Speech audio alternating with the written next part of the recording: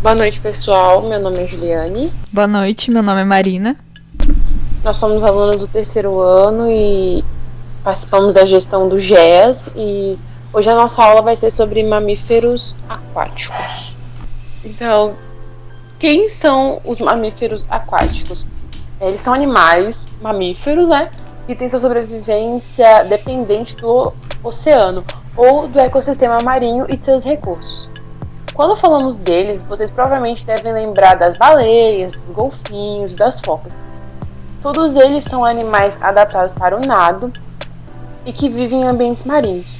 Mas o grupo de mamíferos aquáticos é bem mais abrangente, incluindo animais que não vivem só em mares, mas também em rios, estuários, lagos, entre outros. Esses animais eles não possuem um ancestral em comum, então eles não fazem parte de um grupo propriamente dito, como o dos felídeos, equídeos ou canídeos. Mas eles possuem uma característica evolutiva em comum, que é o fato de terem evoluído o suficiente para sair da água, tornando-se terrestres e depois retornando para ela, que há milhões de anos atrás teria ocorrido por conta do aquecimento global, onde a água se apresentava como um local fresco e com alimento disponível.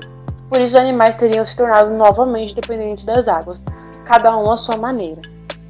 Esses animais eles possuem diversas alterações anatômicas e fisiológicas para se adaptarem ao ambiente aquático, como corpos em formato de torpedo, sistema circulatório e respiratório adaptado para um melhor aproveitamento do oxigênio, para que eles consigam ficar mais tempo embaixo d'água, uma pelagem oleosa à prova d'água ou uma pele muito grossa, com uma densa camada de gordura para favorecer a termorregulação. Alguns possuem até ecolocalização, entre outras características. Eles podem ser divididos em aquáticos, semiaquáticos e terrestres. As ordens que nós vamos abordar é a ordem Sirenia, Carnívora, Cetácea, Chiroptera e Desmostylia, que é a única que foi extinta. A ordem Sirenia, que aí é formada pela família que tem só os peixe-boi, o peixe-boi africano, o peixe-boi marinho e o peixe-boi da Amazônia, e a família que tem o dugongo e a vaca marinha Sterling. A ordem Cetácea, que é composta pelas baleias, pelos golfinhos, pelos botos, pelas toninhas, entre outros. A ordem Carnívora, que aí a gente vai falar das lontras e dos ursos polares, também das focas, das morsas, leões marinhos, lobos marinhos, entre outros. A ordem Chiroptera, que aí é dos morcegos piscívoros ou morcego pescador. E a ordem dos desmostílios, que é a única que foi extinta, formada por mamíferos marinhos extintos, que eles são relacionados aos elefantes e aos manatis, que são os peixes-boi. Eles foram descobertos por análises de fósseis encontrados no Japão e nos Estados Unidos, e o estudo da anatomia deles sugere que eles fossem animais herbívoros, semi-aquáticos e típicos de ambientes litorais. Agora vamos começar com a primeira família dos sirênios. Características gerais deles. Os sirênios são animais de corpo fusiforme, assim como as baleias, e eles são animais totalmente aquáticos, então eles só vivem debaixo d'água. Sendo que cada espécie habita um local diferente. Então a gente tem alguns que habitam rios, outros lagos, costeiras marítimas, estuários, pântanos, entre outros. Os olhos se localizam lateralmente na cabeça e eles não possuem pálpebra, sendo que os olhos se fecham por um mecanismo de esfíncter. Eles possuem visão binocular e são capazes de distinguir cores, tamanhos e formas. Eles não possuem pavilhão auditivo, então eles não têm orelha, e o meato acústico externo é estreito e fechado. Mesmo assim, eles têm uma audição muito boa e ela é de grande importância sensorial, já que eles se comunicam uns com os outros a partir de vocalizações, com sons curtos de alta frequência, quase inaudíveis ao ouvido humano. Essas vocalizações elas ocorrem em situações de medo, de estresse, estimulação sexual e em atividades interativas, como também para a localização da mãe com o filhote. Como vocês podem ver, parece que eles não têm pescoço, mas eles têm, e eles têm uma boa movimentação da região cervical. As narinas deles são largas e são retráteis, e o focinho é arredondado e voltado para baixo. Os orifícios nasais, eles se abrem quando o animal sobe à superfície para respirar, e quando ele está submerso, os orifícios nasais se fecham imediatamente. Acredita-se que a sua respiração se dê provavelmente por ação reflexa, assim como nas baleias e nos leões marinhos. Os sirênios, eles apresentam somente a abertura da narina voluntária, não havendo músculos responsáveis pelo fechamento. Eles não possuem nadadeira dorsal, que é aquela que tem nas costas dos golfinhos e dos tubarões. As nadadeiras peitorais são pequenas e a cauda deles é oval. Eles vivem em grandes grupos e se movem muito lentamente, por isso que eles não gostam de viver em locais que tem muita correnteza. Isso se deve porque o corpo deles não é tão especializado para o nado quanto o das baleias, ainda vendo algumas características da vida deles terrestre, além de que eles têm também um estilo de vida mais sedentário. Os lábios superiores dos peixes-boi são desenvolvidos e prenses, o que facilita a apreensão e manipulação do alimento para o interior da boca, e é por isso que eles são chamados de bois marinhos. Eles trituram o alimento com os dentes molares, e esses dentes têm uma contínua substituição horizontal, então tem um crescimento contínuo. Eles apresentam uma fina camada de gordura e é extremamente sensível à temperatura, o que faz com que eles tenham que migrar quando a água está muito fria. Eles dormem em pequenos cochilos, tendo que levantar de 5 em 5 minutos para respirar. Mas eles possuem intervalos respiratórios variáveis, podendo ter um intervalo de 20 minutos entre uma inspiração e outra.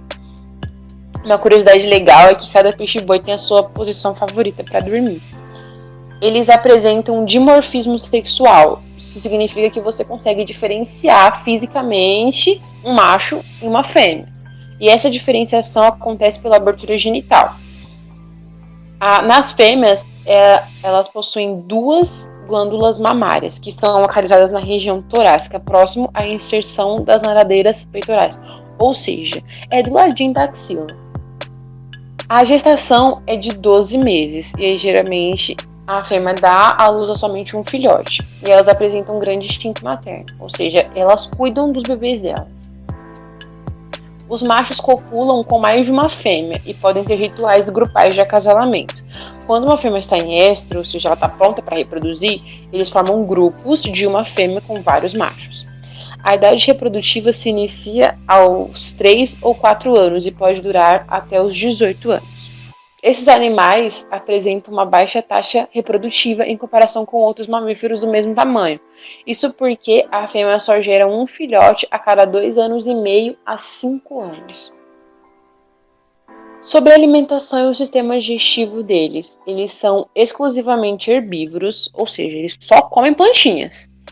E essas plantas são aquáticas ou semiaquáticas, como as algas e o capim marinho. Então eles pastam, que nem a vaca. E quando eles são filhotes, eles bebem leite. São monogástricos, então eles só têm um estômago e não são ruminantes. Então eles não têm rumen como a vaca, mesmo sendo chamado de boi. Agora um pouco sobre a alimentação e o sistema digestivo desses animais. Eles são exclusivamente herbívoros, ou seja, eles só comem plantinhas, e essas plantas podem ser aquáticas ou semiaquáticas, como as algas e o capim marinho. Então eles pastam, que nem a vaca. Quando filhotes, eles bebem leite. São monogástricos, então eles só têm um estômago e eles não são ruminantes. Então eles não têm rumen, eles não fazem a ruminação. Sendo que a digestão da celulose ela é feita por meio da fermentação, que acontece no intestino grosso, especialmente no cérebro, assim como no cavalo. Tem estômago relativamente pequeno, mas o tempo de passagem do alimento é muito longo, cerca de 5 a 9 dias, o que compensa esse tamanho pequenininho do estômago e do resto do trato gastrointestinal. Por conta do baixo metabolismo deles e da sua grande reserva de gordura, o peixe-boi da da Amazônia e os outros conseguem sobreviver muito tempo sem comer, até mais de 5 meses sem se alimentar, o que é uma ótima estratégia em anos de seca prolongada. Por eles serem herbívoros, eles precisam ingerir uma grande quantidade de alimento e passam de 6 a 8 horas diárias se alimentando. Essa é uma fotinha comparando cada um deles. Então, o primeiro é o peixe-boi marinho, o segundo é o africano, o terceiro é o nosso, né, da Amazônia, lindo, com essa mancha mais clara na parte ventral, e por último o dugongo, que é de outra família, né, que é a família Dugongidae. Bem, agora falando especificamente do peixe-boi marinho. Ele é encontrado no sudeste dos Estados Unidos até o nordeste brasileiro. Eles são animais de hábitos solitários, permanecendo em pequenos grupos apenas durante o período reprodutivo, ou enquanto os filhotes estão sendo amamentados, que aí eles se protegem. Sobre a anatomia e fisiologia desses animais, eles têm a pele acinzentada e têm finos pelos pelo corpo com uma função sensorial. O espécime adulto pode medir de 2 a 4 metros e pesar mais de 500 quilos. O estado de conservação deles, eles não têm predadores naturais, mas o ser humano acaba que por caçar esses animais. E a pesca predatória e a ocupação da costeira desordenada acabam que por colocar esse animal na categoria de vulnerável, na lista vermelha de espécies ameaçadas da União Internacional para a Conservação da Natureza. E eles são considerados uma espécie em perigo crítico de extinção pelo Plano de Ação Nacional para a Conservação dos Sirênios. Bem, o peixe-boi africano, ele tem a sua localização restrita aos rios, estuários e região costeira do Senegal e da Angola, no continente africano. E o nosso lindo peixe-boi da Amazônia, ele é encontrado em toda a bacia amazônica, incluindo Colômbia, Peru e aqui no Brasil, né? Ele habita rios e lagos. Ele é o menor dos sirênios, medindo 3 metros de comprimento e chegam a 450 quilos. Eles têm uma coloração cinza escura a preta e eles têm aquela área sem pigmentação na região ventral que forma aquela mancha muito bonita. E uma coisa muito legal que eu queria muito mostrar para vocês é que nos filhotes dá pra gente identificar a idade deles. Primeiro pela pele, que ela em filhotes é mais áspera, e eles têm um umbiguinho, que é esse coto umbilical que vai cicatrizando com o tempo. Cerca de 2 meses ele já some. E eles têm essas pregas na cauda. Essas marcas representam quando eles estavam dentro do útero e a cauda deles estava toda dobrada. E aí também quando eles chegam a 2 meses de idade, essas marcas vão sumindo. Como eles habitam a região amazônica, a reprodução deles está fortemente associada aos ciclos de cheia e seca dos rios. E a cópula e os nascimentos ocorrem no início da subida das águas, que seria entre dezembro e julho, e o pico de nascimentos dá entre fevereiro e maio. Atualmente, eles também estão listados como ameaçados de extinção, de acordo com o IBAMA, e também classificados na categoria de novo vulnerável pela União Internacional para a Conservação da Natureza. Bem, a segunda família, que é a família Dugongidae, que é formada por 2 representantes. Primeiro, o dugongo, que está localizado no sul do Oceano Pacífico e no Oceano Índico. Essa é a nadadeira caudal em forma de meia-lua, e o lábio superior é voltado para baixo, e os machos têm os primeiros incisivos em forma de presa.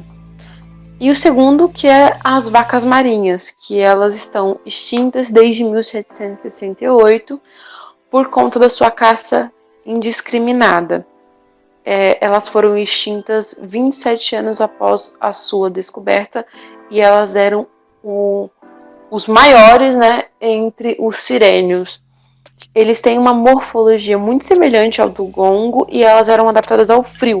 Viviam no mar de Bering, no Oceano Pacífico. A ordem cetácea. Os cetáceos incluem as baleias, os golfinhos, os botos, as toninhas e as marsopas. O nome se origina do grego ketos, que significa monstro marinho. Eles são divididos em duas subordens, a dos odontocetos e a dos misticetos. Os odontocetos são cetáceos com dentes, como os golfinhos, os botos, as toninhas, as belugas, as cachalotes, os narvais, as orcas e as bicudas, sendo que grande parte deles tem uma alimentação carnívora ou onívora. Já os misticetos, grupo no qual estão todas as baleias, eles não possuem dentes, apresentando grandes estruturas chamadas barbatanas para a filtragem do alimento. Então, os dentes teóricos seriam como se fossem grandes filtros.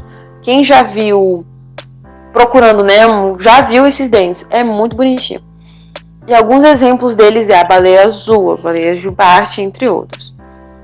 Eles têm um corpo alongado e hidrodinâmico, eles são totalmente adaptados para viver na água. Os membros dianteiros deles servem como remos, enquanto as caudas são usadas para propulsão, então empurra eles para frente. E aquela nadadeira dorsal, quando presente, porque grandes baleias não têm, mas aí tipo, o golfinho tem, por exemplo. Ela estabiliza o nado. Eles não têm pavilhão auditivo externo, então eles não têm orelha. E os olhos deles possuem a córnea adaptada para a visão embaixo d'água. A pele dos cetáceos ela é lisa, sem glândulas ou camadas de queratina e sem pelos, com exceção de vibriças que tem na região rostral de filhotes e de algumas baleias. Eles possuem uma camada de gordura na hipoderme, então na camada mais profunda da pele, eles têm uma densa camada de gordura. Eles apresentam dimorfismo sexual, então dá para você saber quem é o macho e quem é a fêmea. Essa diferenciação se dá pela distância entre o ânus e a fenda genital. Então, em machos, essa distância ela é considerável, então dá para você ver que tem 2 buraquinhos. Já na fêmea, não. Elas são tão próximos que você acha que é uma fenda só. E os machos são maiores que as fêmeas. Eles possuem orifícios respiratórios no topo da cabeça. A língua deles não tem papila gustativa e eles possuem uma alteração anatômica que faz com que eles consigam respirar e engolir ao mesmo tempo, coisa que nós não somos capazes de fazer. O seu menor representante tem 1 metro de comprimento, que é o golfinho de Maui, e o maior pode ter até 29,9 metros, que é a nossa gigantesca baleia azul. A alimentação deles se baseia em peixes, pássaros, outros mamíferos, organismos bênticos e invertebrados marinhos. Aí depende se a gente está falando de uma baleia com dente ou sem dente. Eles são animais adeptos à poligamia, não formam pares, então na época da reprodução eles formam grupos de acasalamento. O canto das baleias ele serve para vários tipos de comunicação, como para encontrar parceiros, como a forma de você localizar um grupo, ou do filhote localizar a mãe, entre outros tipos de função, sendo que cada grupo ele tem o seu próprio canto. Tem uma notícia muito interessante que é de uma baleia, que ela é conhecida como a baleia mais solitária do mundo, que a frequência do canto dela não é reconhecido por nenhuma outra baleia. Então ela está sempre vagando sozinha pelo oceano, procurando alguém que escute ela. E até hoje os cientistas não encontraram nenhum grupo a qual ela pertence ou nenhuma outra baleia que respondeu ao chamado dela. Então a gente vai colocar um trechinho do canto dela. Muitos pesquisadores acreditam que esse é o som de uma espécie desconhecida de baleia e que ela vem procurando por um parceiro por muito tempo. 52 é a frequência do som emitido por ela. É nessa frequência que está o motivo de tanta solidão. Geralmente, o chamado das baleias fica em torno de 10 a 39 Hz, ou seja, 52 é coisa demais. Por esse motivo, ela provavelmente nunca encontrou um parceiro ou uma parceira. O som foi captado pela última vez em 2004. Escutem o som de uma baleia azul normal e depois o som que, possivelmente, vem da baleia mais solitária do mundo.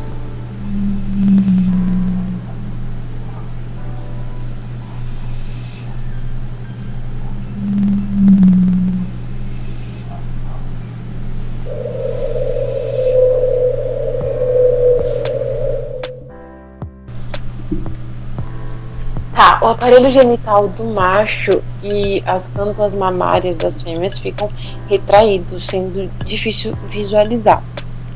Eles possuem báculo, que é o osso peniano.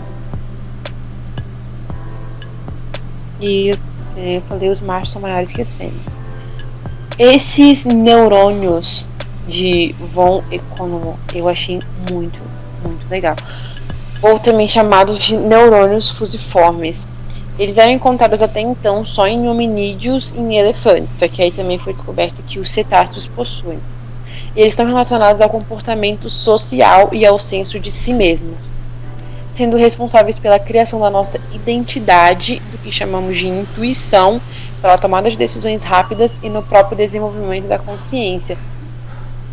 Essa identificação, então, confirma mais ainda aquela ideia de quão inteligentes são os cetáceos. Então, as baleias golfinhos são extremamente inteligentes. Eles têm rins especializados em filtrar a água do mar. E uma coisa interessante é que eles dormem de um lado do cérebro de cada vez.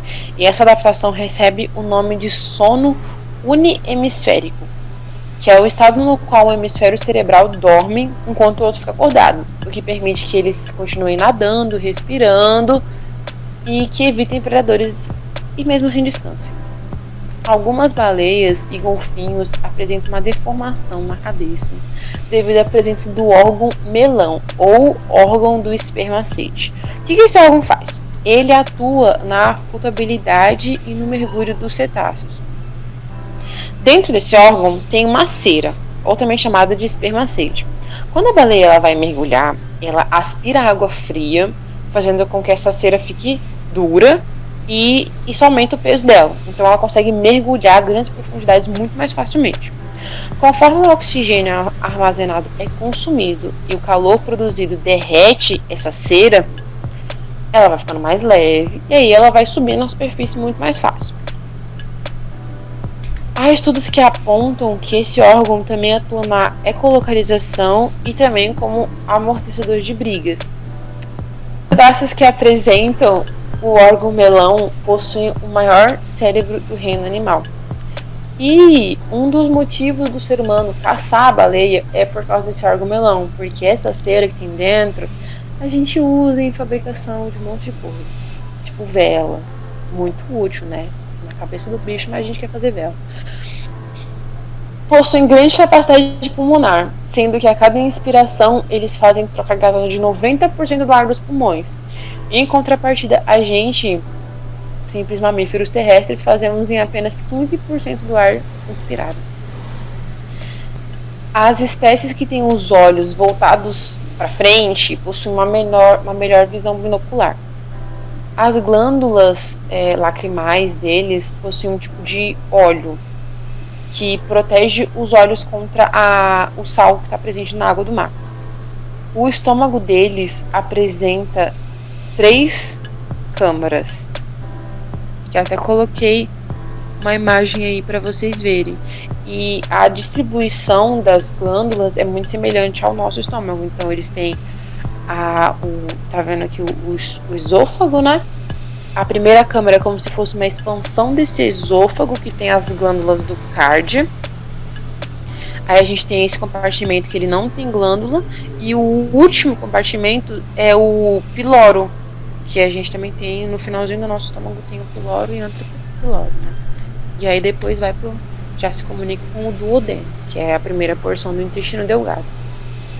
São animais socialmente muito complexos que vivem em grupos de 10 a 15 animais, podendo incorporar até mais de 100 indivíduos na época da reprodução, já que eles são poligâmicos. Sendo que há uma hierarquia nesses grupos, que é determinada pelo indivíduo mais forte. E em situações de estresse eles podem ser muito agressivos. Mas em geral os membros do grupo são muito carinhosos uns com os outros. Então, como eu falei, eles são muito sociáveis. Eles gostam de viver em grupo. Raramente eles vivem sozinhos ou em pares. Além de que eles se associam facilmente com outras espécies.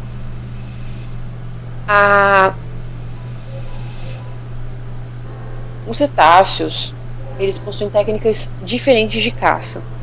Uma delas é a técnica de caça do tapete de bolhas da baleia corcunda, e a cachalot também faz isso. Como que é essa técnica? As baleias, elas identificam um grupo de peixes ou de crio, um grupo bem grande de peixe, e aí elas começam a rodar em volta desse grupo de peixe. E conforme elas vão circundando esses animais, elas vão soltando várias bolhas, e aí vai criando meio que uma rede de bolhas, e o animal fica preso e desorientado, e facilita com que elas comam ele. Aí a gente vai colocar um vídeo, que é muito prey and preparing the prey for capture, and so it is allowing us to gain new insights that we haven't really been able to do before. The video and data are providing insights into how the whales carry out bubble net formation and how often they do this to sustain and gain enough energy and weight before they migrate back down to Hawaii to breed and mate. The bubble net research is part of a larger marine mammal research program project investigating causes of a possible decline in the humpback whale numbers, including shifts in habitat use. Bem, no grupo deles, no grupo social deles, a gente tem fêmeas secundárias que podem ajudar na cria dos filhotes, e elas são reconhecidas como os tias pelas mães dos bebês, e o macho não ajuda a cuidar dos filhos, né? A maioria desses animais, eles preferem viver em águas geladas, vivendo em mares ou em rios, como no caso dos botos. A alimentação da baleia. As baleias, elas se alimentam de micro-organismos, de crio, de plâncton. Então, para se alimentar, elas abrem a boca, engolem um grande volume de água, e com a língua eles empurram todo esse volume pelos dentes, filtrando o que para elas é interessante ou que não é necessário, aí elas expelem.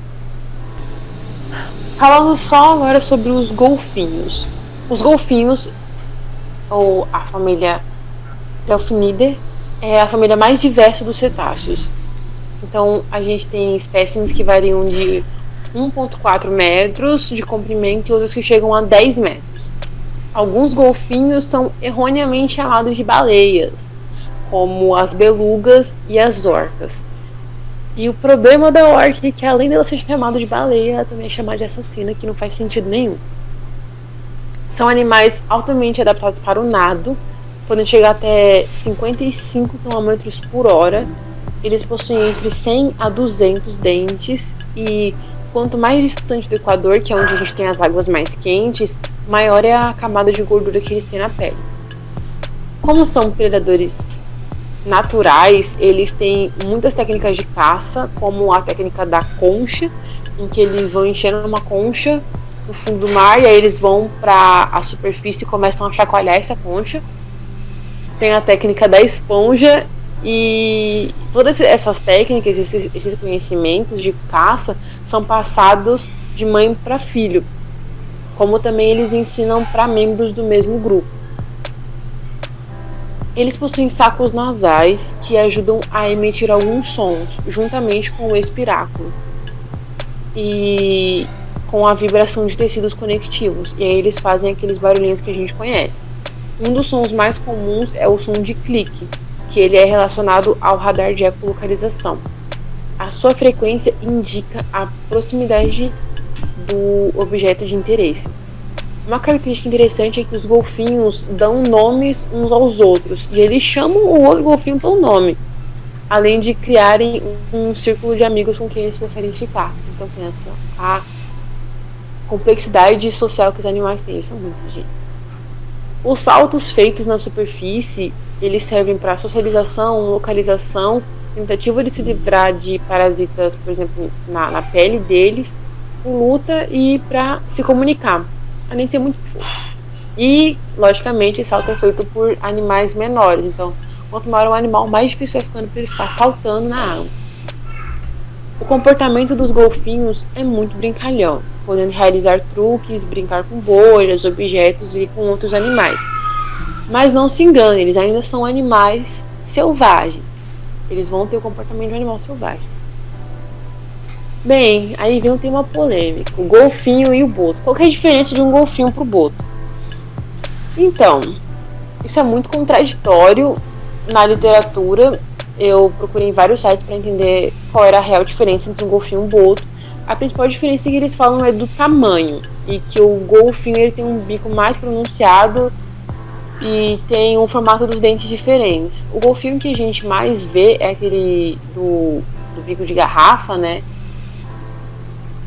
E com certeza, se for comparar a boca dele com o do boto, que é o que a gente tem aqui no Brasil, é totalmente diferente.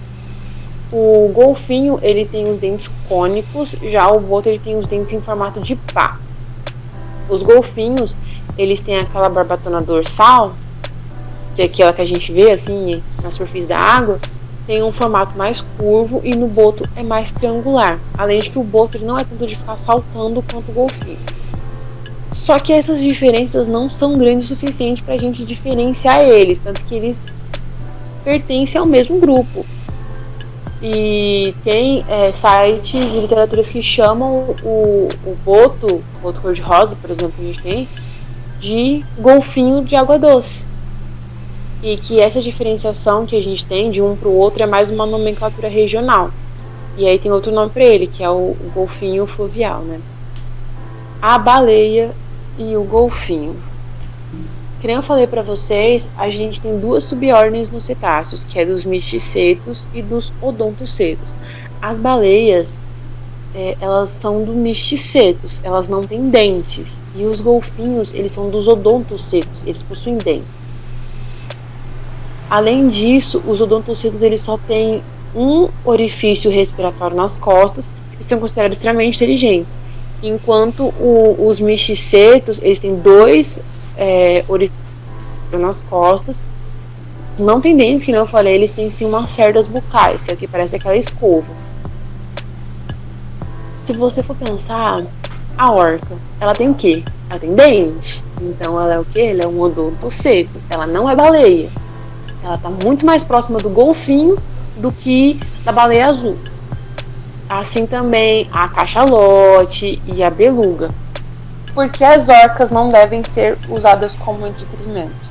Então a gente fez uma listagem de vários motivos do porquê que esses animais não devem ser usados como puro entretenimento pra gente.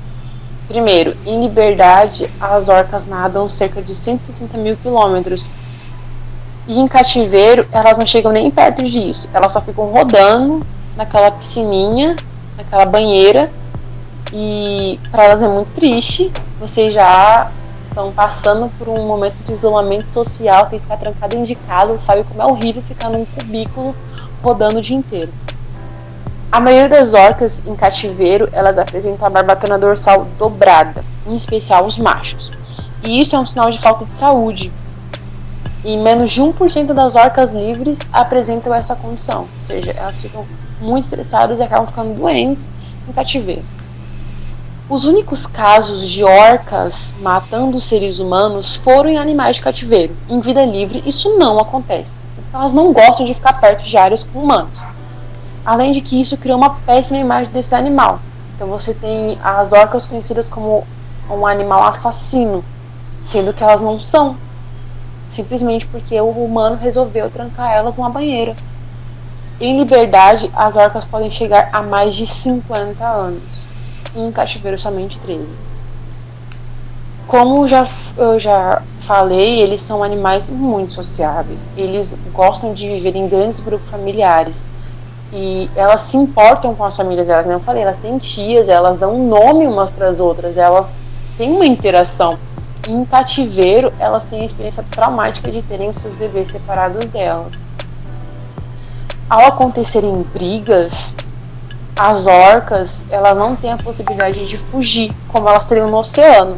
Então as brigas geralmente resultam em feridas severas ou até em a morte de um dos animais.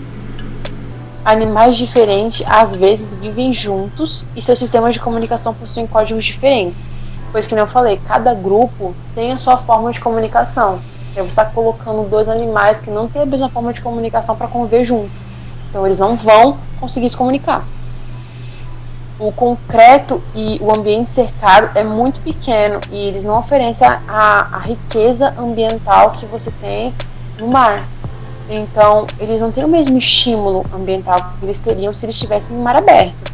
E essa falta de enriquecimento vai levando esses animais em grande estresse, eles vão vivendo em condições de estresse e vão ficando doentes.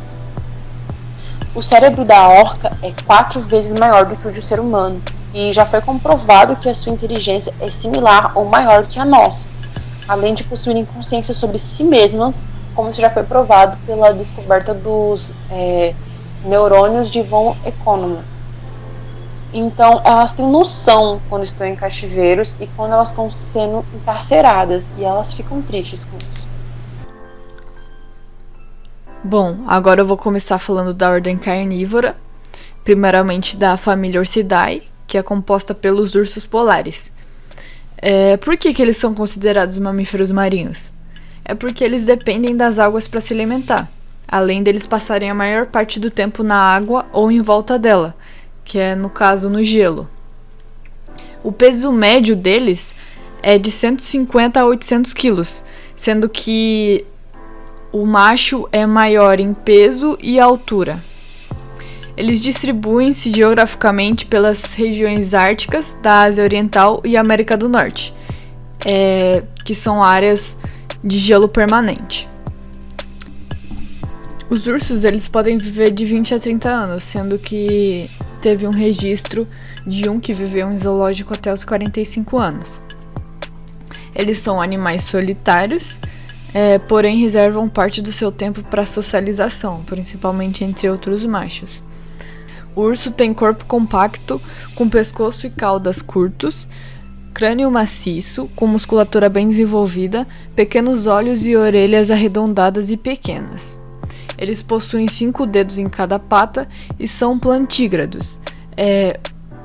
Ou seja, o que é isso? Eles se apoiam nas plantas das patas e não nos dedos, como os cães. E isso facilita na distribuição do peso do animal enquanto ele caminha no gelo. O trato gastrointestinal é simples e não tem seco.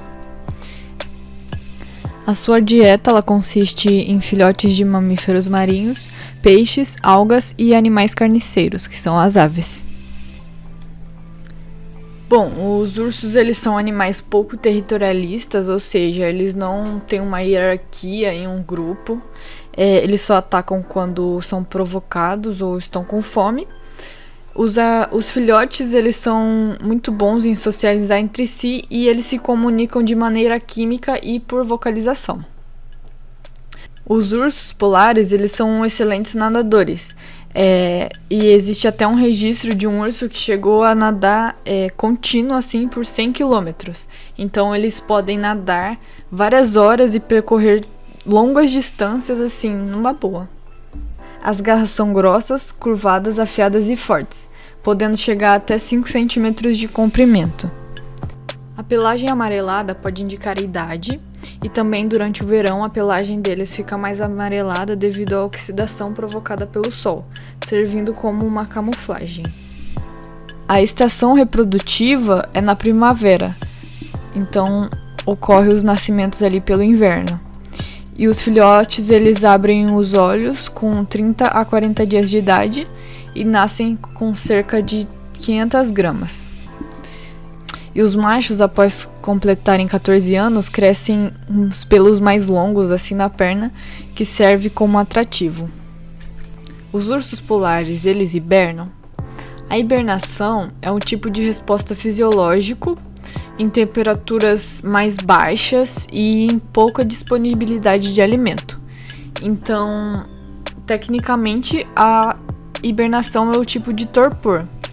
O torpor é um estado fisiológico em que a temperatura do corpo cai, a respiração e o ritmo cardíaco também caem, são reduzidos drasticamente.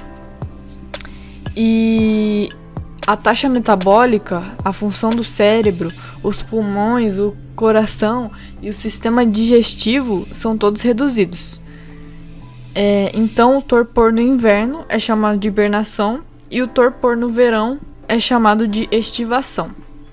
Agora, a questão é, os ursos polares hibernam? E a resposta é não, eles não hibernam. Bom, a realidade é que a temperatura corporal dos ursos não decresce drasticamente E ao mesmo tempo as fêmeas podem ter seus filhotes e os amamentar durante esse período de inverno, né? Que eles ficam dentro das tocas, usando a energia dos depósitos de gordura deles. Além de que nesse período eles conseguem acordar para defender sua toca, algo que não ocorre com outros ursos, como o urso pardo, que demora semanas para acordar totalmente. Em relação ao estado de conservação, o urso polar está classificado como vulnerável pela União Internacional para a Conservação da Natureza e dos Recursos Naturais desde 2006. O futuro do urso polar está ligado ao seu habitat e ao gelo marinho. Por que isso? Porque como um predador no topo da cadeia alimentar, os ursos polares eles podem sinalizar que existem problemas no ecossistema marinho do Ártico. Quanto menos gelo, menor o habitat deles, e isso significa menos ursos, pois é onde eles vivem, acasalam e criam seus filhotes. Bom, agora a gente vai começar a família Mustelidae, composta pelas lontras, e ali a gente pode ver uma imagem que engloba todos os tipos de lontras existentes, porém aqui nessa aula a gente vai falar características gerais delas.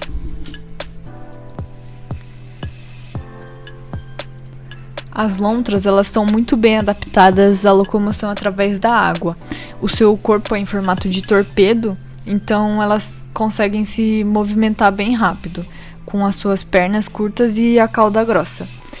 E em contrapartida disso, elas não conseguem se movimentar muito bem na terra firme. Elas possuem uma membrana interdigital também entre os dedos das patas, o que facilita e auxilia o nado mais rápido delas.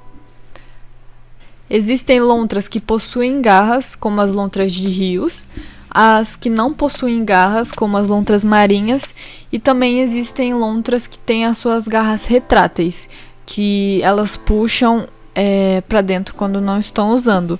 É a mesma ideia das garras dos gatos. O pelo da lontra é grosso, proporcionando o máximo de proteção em relação à água e ao frio. Eles possuem também uma taxa metabólica muito alta, para se manter aquecido na água gelada, tendo que se alimentar bastante para manter esse metabolismo acelerado. Então, qual é o alimento deles? É basicamente invertebrados marinhos, insetos, pássaros, moluscos, crustáceos e peixes. Seus olhos eles são localizados no alto da sua cabeça e suas narinas estão na porção superior do seu focinho, permitindo que ela possa respirar enquanto o resto do corpo está submerso. Elas enxergam melhor dentro da água e o focinho da lontra é largo, com bigodes em cada lado, com função sensitiva. A mesma ideia também do gato. Quanto ao tamanho, as lontras elas variam bastante. Enquanto as pequenas lontras asiáticas medem 90 centímetros da cabeça à cauda e pesam cerca de 2 quilos, as lontras gigantes, que são as ariranhas encontradas no Brasil, podem atingir o comprimento de 1,80 m e pesar até 34 quilos. As lontras elas são encontradas pela América do Norte, América Central, América do Sul, Europa, Ásia e África, ocupando assim uma grande variedade de habitats. Elas podem habitar em ribeirões de montanhas, cursos de rios, canais de irrigação, pântanos e áreas costeiras. Elas têm hábitos noturnos ou crepusculares, mas as atividades diurnas não são incomuns, como no caso das ariranhas, que são ativas pela manhã e no final da tarde. Elas possuem uma variedade de vocalizações e formas de demarcação, como fezes, urina ou secreção das glândulas anais. Em relação à vocalização, as lontras elas são animais muito barulhentos e elas respondem de diferentes maneiras a cada tipo de situação, sendo uma situação de perigo, ou seja, alimento, entre outros. E então vou colocar aqui um videozinho mostrando a vocalização delas.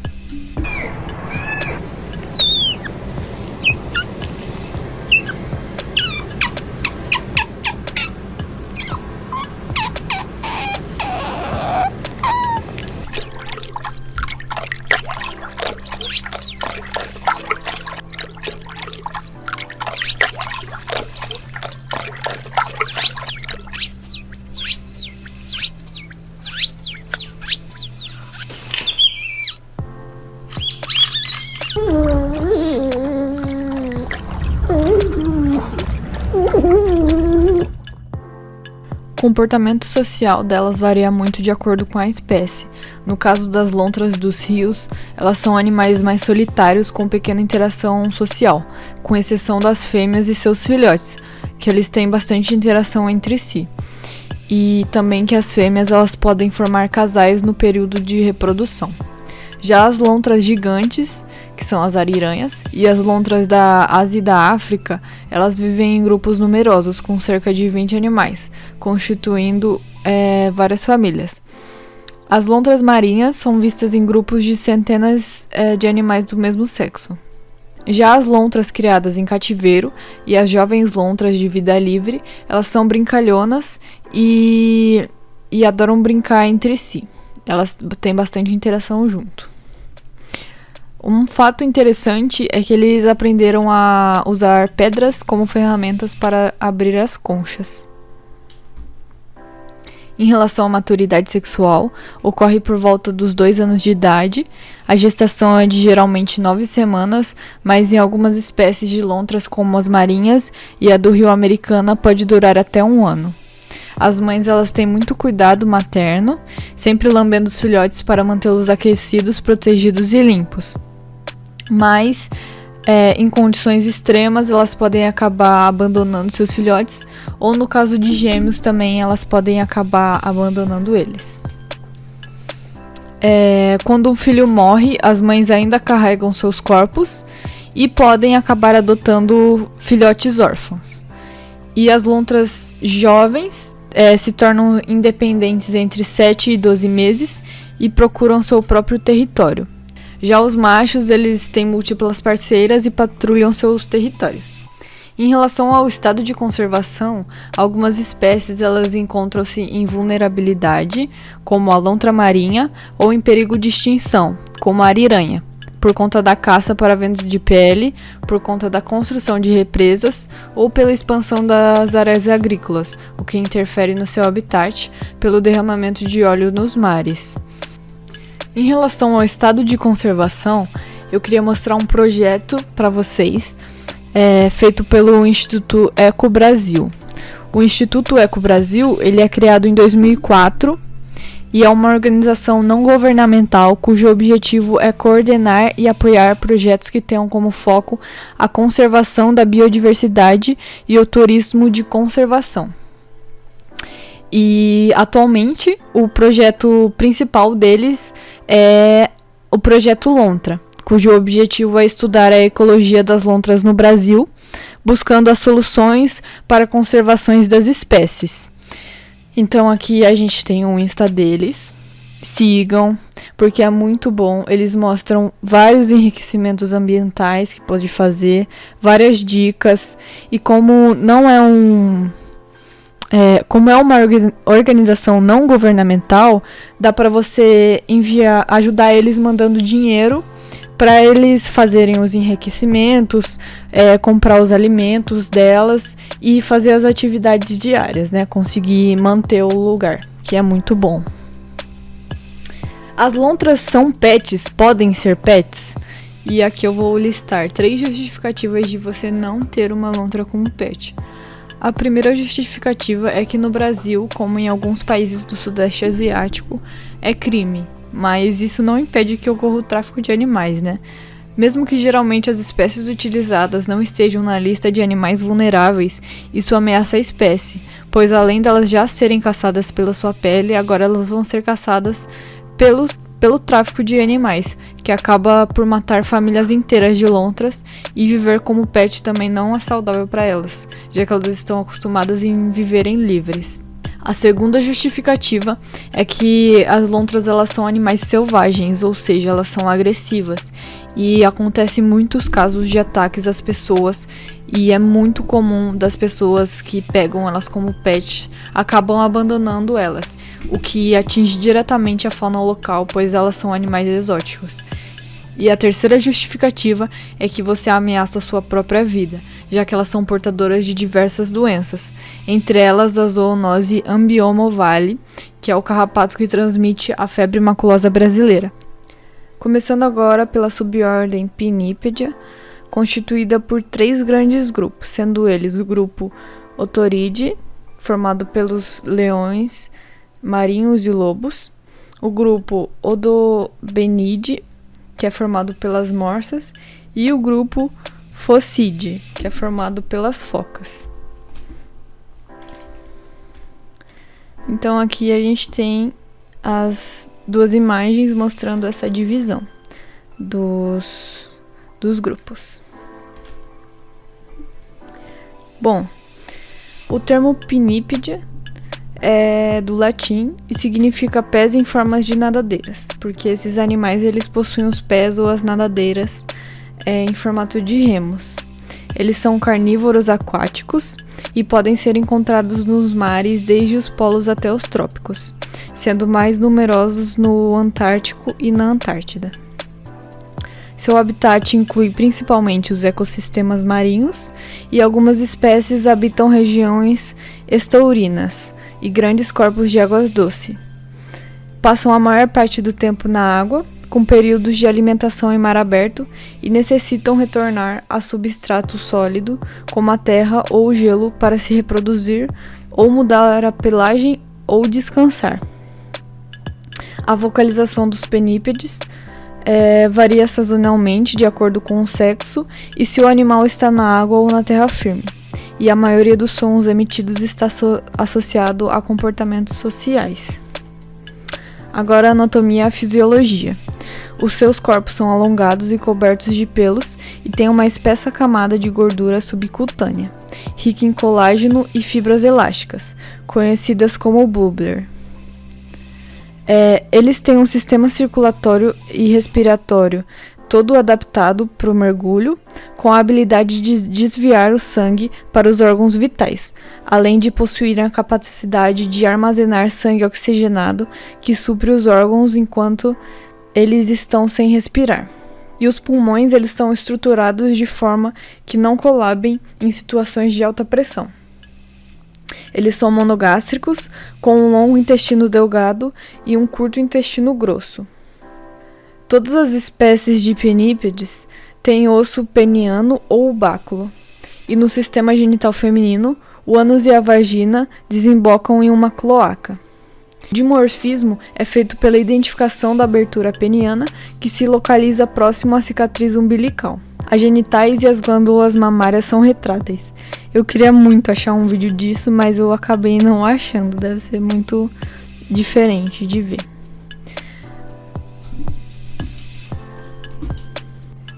Eles escutam bem tanto dentro da água quanto fora dela, sendo adaptados mais à audição embaixo da água.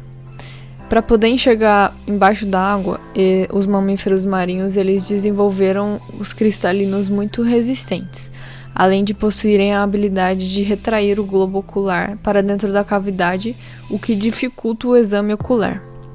Eles detectam estímulos táteis pelas vibriças que permitem às focas diferenciar formas e texturas. Eles se alimentam de peixes, invertebrados marinhos, pinguins e moluscos. Possuem menos dentes que os demais mamíferos, porém a morsa possui grandes presas. Antes de nadar, eles fecham as narinas e a cartilagem da garganta para a proteção da traqueia, ou seja, eles têm ali as narinas retráteis, digamos assim. E quando dormem em alto mar, eles também utilizam só metade do cérebro, assim como os cetáceos. E eu vou colocar um videozinho que eu achei no TikTok que mostra bem essa abertura das narinas deles.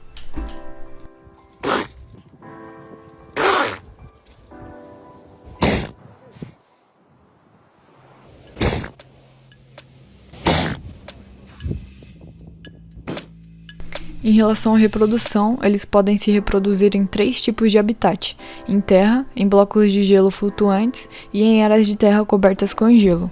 Quase todas as espécies que se reproduzem em terra são poligâmicas, têm dimorfismo sexual marcante e se reproduzem em colônias com uma grande quantidade de indivíduos. Podem-se incluir nesse grupo todas as espécies de leões marinhos, lobos marinhos e elefantes marinhos.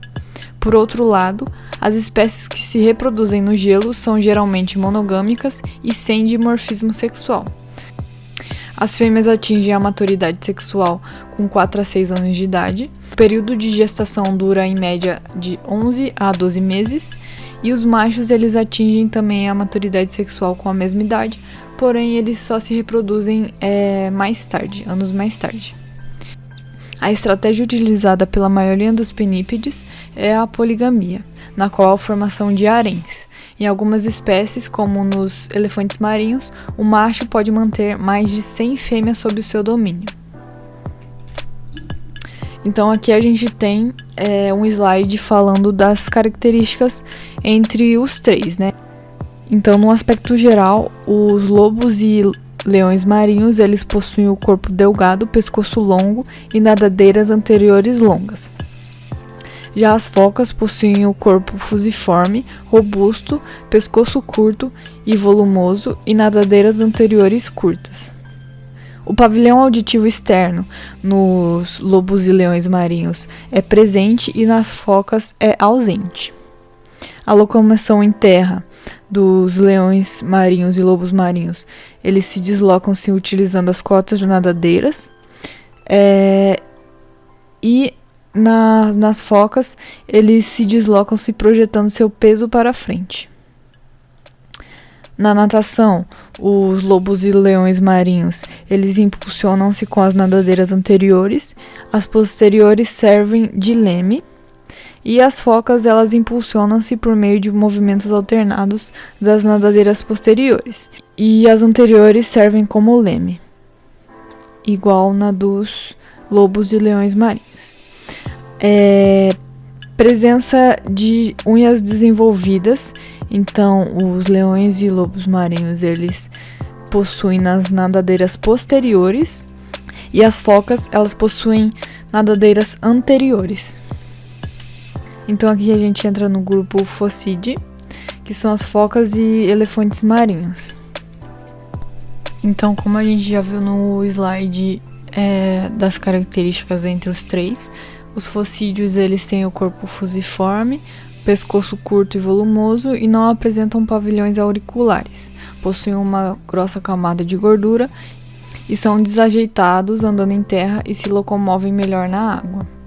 O dimorfismo sexual não é bem observado, sendo que os focídeos machos possuem um testículo intra-abdominais, com exceção dos elefantes marinhos que possuem um grande dimorfismo sexual.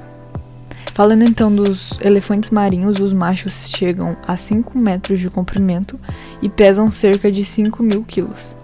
As fêmeas, elas são menores, chegando a 3 metros e pesando 800 quilos. Esse é o grande dimorfismo entre eles. Os machos vivem cerca de 20 anos e as fêmeas 23.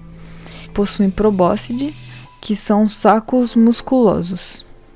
Os sacos musculosos podem ser observados aqui nesse GIF, que é para chamar a atenção das fêmeas. E os predadores naturais dos elefantes marinhos são as orcas e as focas leopardo. Nem parece, porque a foca leopardo é tão bonitinha, né? Essa foca é leopardo, ó, gente. Essa daqui é a foca leopardo. E elas são predadores dos elefantes marinhos. Chegando então ao último grupo, que são os odobenídeos, que são as morsas.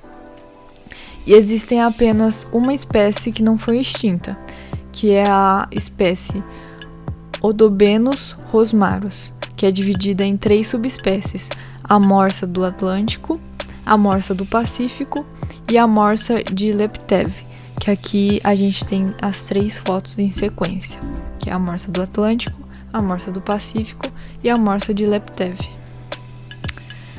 As morsas chegam a pesar mais de 1 tonelada, possuem uma grande camada de gordura na pele que os ajudam a sobreviver em águas geladas. A pele, ela tem um tom acinzentado, é revestida de pelos pardos e curtos, e o macho é quase 1/3 maior que a fêmea, com 3,7 metros de comprimento, sendo que já foram registrados espécimes de 5 metros. Em ambos os sexos, os dentes caninos superiores são 2 enormes presas projetadas para baixo, que podem chegar no macho a quase 1 metro de comprimento. Eles são animais poligâmicos e sociáveis, que vivem em grupos de até mais de 100 indivíduos.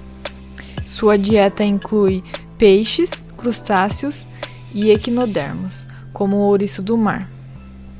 O período de gestação é de 11 a 12 meses e de cada parto nasce um filho, com mais de 1 metro de comprimento e cerca de 50 quilos. O animal é alimentado pela mãe até os 2 anos de idade, quando já tem as suas presas suficientemente desenvolvidas para obter comida sozinho. E ele vive cerca de 20 a 30 anos na natureza. As morsas elas são classificadas como vulneráveis pela lista vermelha de conservação da natureza e dos recursos naturais, e durante muito tempo elas foram caçadas pelos povos que vivem no Ártico, principalmente em busca de carne, gordura, pele, presas e ossos. Com a diminuição da caça, a população das morsas conseguiu se recuperar um pouco, embora as populações de morsas do Atlântico e Laptev permaneçam fragmentadas e em níveis baixos. E por último, para fechar a aula, a gente tem a ordem Chiroptera, que inclui somente morcegos piscívoros, que fazem parte da subordem Microchiptera. Eles se alimentam de pequenos peixes, caranguejos, escorpiões e outros pequenos aquáticos. Por serem pescadores, seus dedos têm formatos de gancho. Usam localização dentro da água, são crepusculares e noturnos, possuem o pelo coberto de pelos e o oropatagium, que é a superfície das asas nas patas traseiras, possuem micropelos de função desconhecida. Como exemplo dos morcegos piscívoros, temos o Noctilio leporinus e o Myotis vivese. Então a gente aqui tem duas fotos do leporinus e aqui as fotos do vivese. Bom, então é isso, gente. Muito obrigada quem ficou até o final, quem participou da aula. E semana que vem tem mais.